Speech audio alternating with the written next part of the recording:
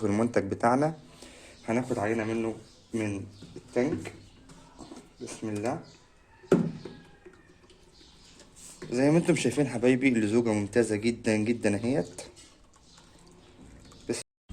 السلام عليكم ورحمة الله وبركاته. أهلا بكم حبايبي متابعين الكرام من مصر والجامعات العربية. دمتم ودامت أيامكم بكل الخير والحب والسعادة.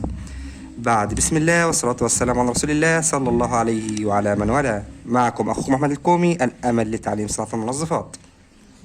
النهارده حبيبي هنصنع طرن صابون بأقل تكلفة، حاجة شعبي للمناطق الشعبية. طبعا كل الناس اللي موجودة في السوق، الناس اللي يعني فاهمة شوية هتحاربني، لأن الشغل الشعبي يا جماعة طبعا بيبقى ضرر شوية، مش ضرر يعني، بيبقى نسب خامات قليلة فما بيكونش نتيجته كويسة.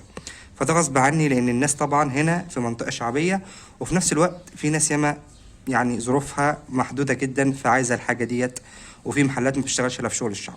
فاعذروني يا جماعة.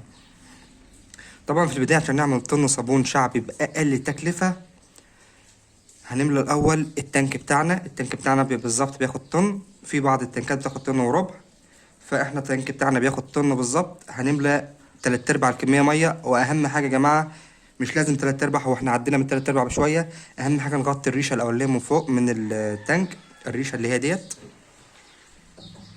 الريشة دي يا جماعة نغطيها بالمية، نغطي من فوقيها حوالي 3 سم مية، عشان الدوامة وهي بتعمل تكون فوق الريشة فيدوب معانا الطيلز بكل سهولة. طبعا بعد ما ملينا ميتنا يا جماعة هنبدأ معانا دلوقتي، نبدأ ندوب الطيلز. نشغل الموتور ونسمي ونقول بسم الله الرحمن الرحيم. بسم الله.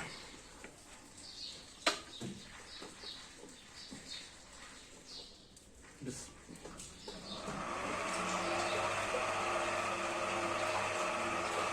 طبعا حبايبي زي ما انتم شايفين التانك بتاعنا اشتغل،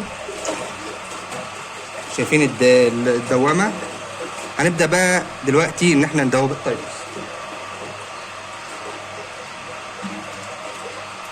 احنا معانا بالظبط حبايبي 2 كيلو 750 جرام من الطيلز، 3 كيلو الا ربع من الطيلز. اهم حاجه يا جماعه ان احنا ننزل بالطيلز رش على الميه، على الدوامه بتاع اللي عاملاها الريش بتاع التانك، بالطريقه دي كده.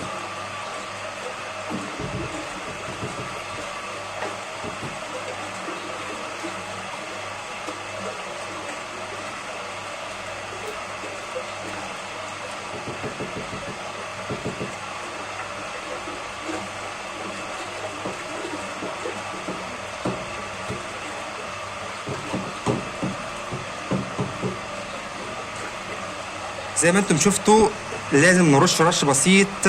طبعا هنكمل بعد كده، انت خلاص عرفت الطريقه، هنكمل وارجع لكم تاني. وبعد ما الطرز معانا داب بكل سهوله يا حبايبي، اهم حاجه نسيب وقته، نسيبه ياخد وقته، يعني بالراحه واحنا بنرش التايلوز. ما نستعجلش، بالراحه عشان خاطر ما يكلكحش مننا ونبقى فقدنا جزء كبير من التايلوز. بعد ما التايلوز داب معانا بكل سهوله هنحط وراه مباشره الصودا. طبعا الصودا بتحط ورا التايلوز لان الصودا بتتفاعل مع التايلوز وبتديني اكبر نسبه تغليظ ممكن اخده من التايلوز. ولكن حبايبي لو حطينا الصودا قبل التايلوز، طبعا التايلوز ما بيدوبش في وسط قاعدي، وسط قلوي، ما بيدوبش تماما في وسط قلوي، هيبوظ معانا وهيترمى كله، هيكلكح كله لو دوبته في وسط قلوي.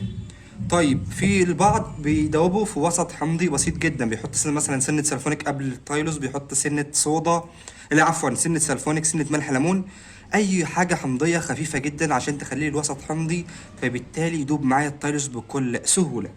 دلوقتي هنسمي ونقول بسم الله ونحط الصودا سنة بسنة. بسم الله ونبدأ نشغل الموتور.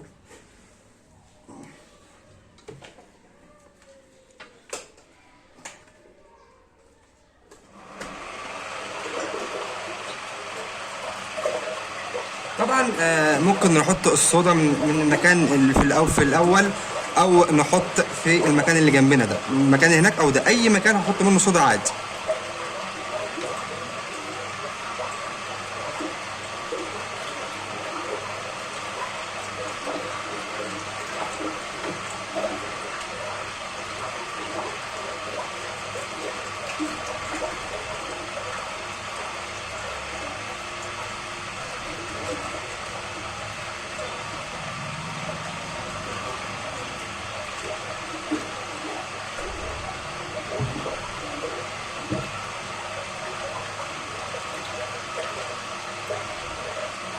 طبعا مهم جدا ان احنا نشطف الجردل يا جماعه، لان بيبقى فيه بواقي صودا. ناخد الكميه كلها ونحطها ونسيب القلاب شغال بتاع 5 دقايق بس عشان يدوب الصودا تماما، ونرجع لكم بعد ما الصودا تدوب تماما. وبعد ما دوبنا الصودا بتاعتنا يا جماعه وسبناها شويه تتفاعل مع التايلوز، نسيبها بتاع ربع ساعه بس، لانها لو زادت وتنت يوم كامل ممكن تفقد التايلوز من لزوجته. فنسيبها الوقت ده بتتفاعل معه ونستفاد منها، لكن لو طولت بتبقى ضرر. فدلوقتي يا حبايبي هنضيف السلفونيك. طبعا انا هضيف السلفونيك من الناحيه التانية لان طبعا المكان هنا ضيق، فالسلفونيك 18 كيلو بالظبط. احنا حطينا بالظبط 6 كيلو 480 جرام من الصودا السائله عشان هتعادل ال 18 كيلو من حمض السلفونيك. يلا بينا نسمي ونروح نفضي السلفونيك.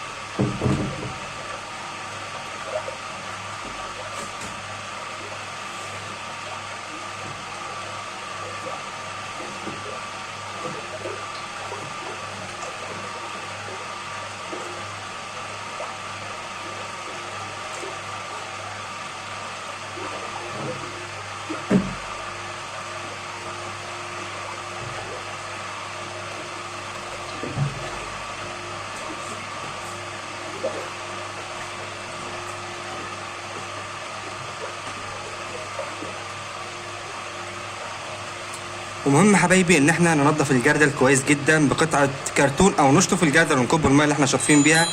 ناخد السلفونيك بتاعنا بنسبه 100%. بعد ما دوبنا السلفونيك تماما طبعا احنا هنسيبه يدوب تماما مده لا تقل عن 10 دقائق 10 دقائق عشان السلفونيك يدوب، لانه لو رصب في قعر التانك هتبقى دي مشكله. فاحنا عاوزين السلفونيك يدوب بكل سهوله، فنسيبه ياخد راحته. واحنا بنصب السلفونيك يا جماعه بالراحه، ما نستعجلش، ما نكبوش كله مره واحده. فنستنى ونرجع لكم بعد ما السلفونيك يدوب تمام.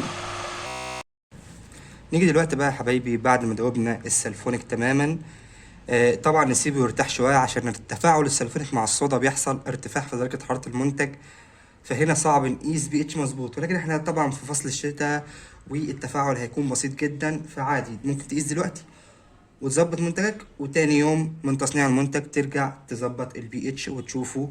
وعادي جدا لو احتاج صودا او احتاج سلفونيك هتحطهم عادي بكل سهوله. طبعا احنا خدنا عينه من المنتج زي ما انتم شايفين.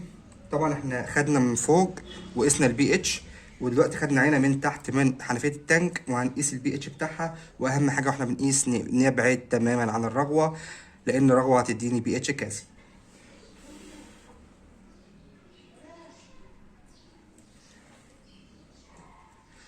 تعالوا حبيبي دلوقتي نشوف البي اتش بتاعنا.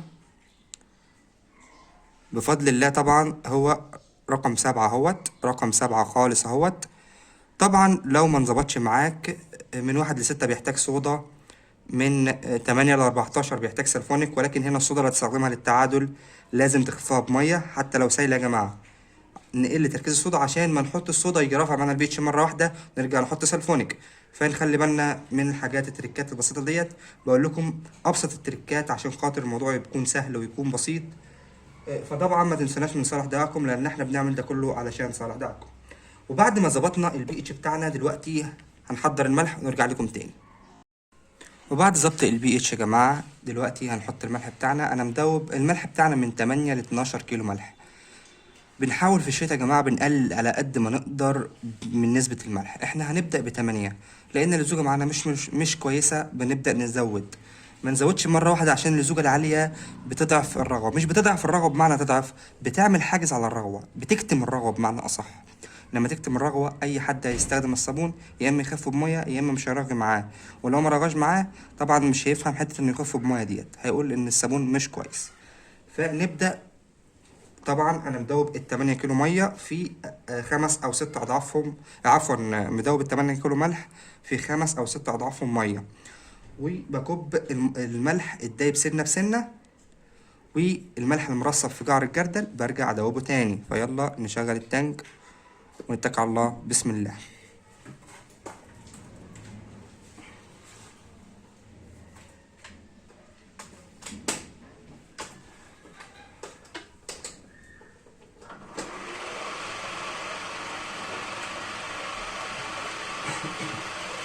طبعا يا حبايبي هنضيف الملح سنه بسنه.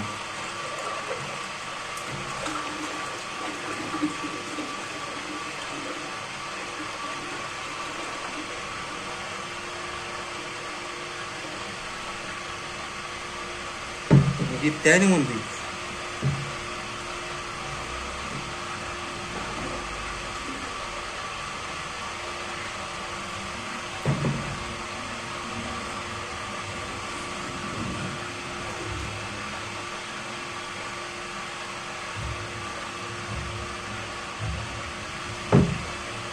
نكمل بقية ال 8 كيلو ونرجع لكم تاني. وبعد يا حبايبي ما دوبنا الملح بتاعنا وكملنا ميتنا للاخر وادينا تقليبه كويسه، طبعا ال 8 كيلو جابوا معانا لزوجه ممتازه جدا. بس المنتج اهدى وهوريكم اللزوجه بتاع المنتج ب 8 كيلو ملح فقط. دلوقتي حبايبي هضيف الماده الحافظه بتاعتي بعد ما المنتج خلص وميتي خلاص مليت ميتي للاخر. مش هسيبها الا حاجه بسيطه بس عشان احط بعد كده الريحه. طبعا هضيف الماده الحافظه مع التقليب الجاي. نبدا نركب.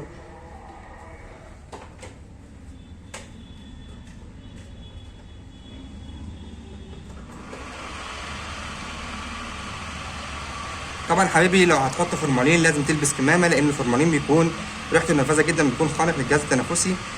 فنحط الفورمالين واحنا لابسين كمامه. لو هنحط ماده حافظه تانية ففي مواد تانية حافظه كتير وامن بكتير من الفورمالين، ولكن الفورمالين ارخصهم. هنضيف الفورمالين مع التقليب الجاي.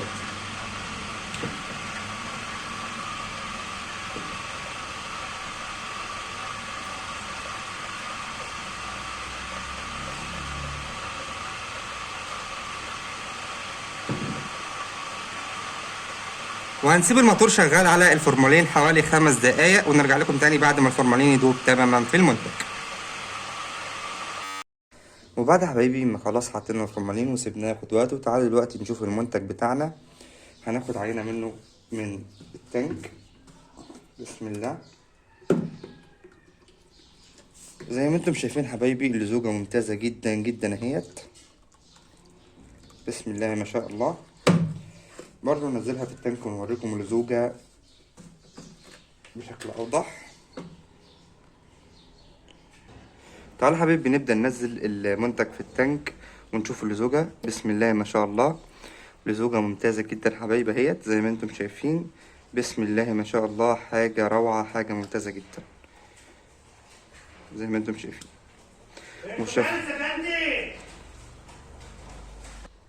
طبعا يا حبايبي زي ما انتم شفتوا المنتج، اللزوجة ممتازة، شفافية ممتازة. طبعا البعض هيقول لي فين التكسبون. هنا يا جماعة مفيش تكسبون، لأن المنتج هنا منتج شعبي بأقل تكلفة. فهنا حاولنا نقلل التكلفة بنسبة سلفونيك قليلة. منعنا التكسبون، لأن احنا لو حطينا تكسبون طبعا هيعلي معانا التكلفة. طبعا كده بعد ما خلصنا التانك ما فضلناش غير اللون. هنحط، وليكن لو هتعمل التانك كله اصفر هتحط له حوالي 150 جرام من اللون الاصفر. طبعا انا بالنسبه لي مش هحط اللون دلوقتي، لان انا بنزله بلونه براحتي بقى، بلون مره ازرق، مره اصفر، براحتي. ده حاجه ترجع لي وترجع لكم انتوا لو حابين برضه تعملوا كده. بعد ما نحط اللون يا جماعه يكون عدى الوقت الكافي على الفورمالين، هحط معايا 250 جرام ريحه زيتيه. هحط 250 جرام ريحه زيتيه لو هشتغل على التانك كله. لكن لو هتعمل زي برضه وهتاخد على براميل وتقسم المنتج على براميل وتحمله في كذا حاجه، فممكن تحط الريحه واللون في البرميل بره. ده حاجه ترجع لك انت. كده يبقى عملنا منتج ممتاز جدا يا جماعه. بفضل الله بأقل تكلفة. بأقل تكلفة. الجودة هنا والرغوة هتكون طبعا بالنسبة للتكلفة يعني معقولة بالنسبة للتكلفة، ولكن هي مش هتكون عالية قوي، ده حاجة شعبي جدا. طبعا في نهاية الفيديو لو عجبك الفيديو اعمل اعجاب بالفيديو واشتراك بالقناة وفعل الجرس حتى يصلك كل ما هو جديد من اخوك احمد الكومي. واهم حاجة دعوة حلوة من القلب، لان احنا بنعمل ده كله علشان دعواتكم. و... وفي نهاية الفيديو حبايبي ما ننساش الدعاء لاخواتنا في سوريا وفي تركيا بسبب الزلازل اللي حصلت لهم ديت. فربنا يتقبل الشهداء، وربنا يتقبل اللي ماتوا من الشهداء، وربنا ينزل عليهم بصبره ورحماته، وربنا يحفظنا وجميع إخوتنا المسلمين في أنحاء العالم ويحفظ الجميع. في نهاية الفيديو طبعا بقول لك وبعتها ما تنساش تدعي لي من قلبك، لأن أنا بعمل ده كله علشان خاطر دعائك، فما تنساش تدعي لي دعوة حلوة من القلب. وشكرا والسلام عليكم ورحمة الله وبركاته.